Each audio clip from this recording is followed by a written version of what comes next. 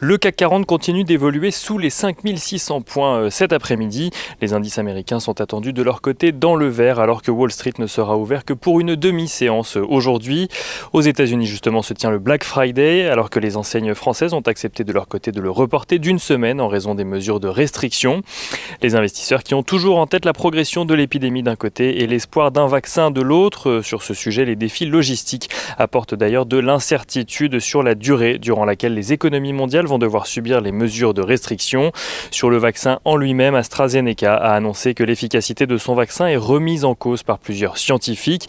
Lors du test de phase 3, certains patients tests du seul groupe ayant obtenu 90% d'efficacité ont en effet reçu une demi-dose de vaccin par erreur avant de se voir administrer une dose complète.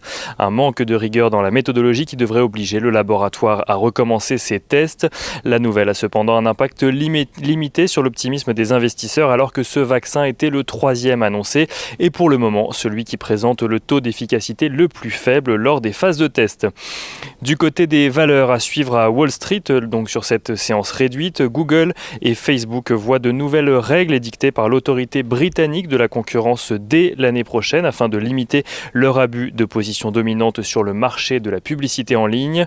Walt Disney annonce de son côté licencier 32 000 salariés dans ses parcs à thème principalement. Le chiffre est finalement plus élevé que les 28 000 salariés annoncés en septembre.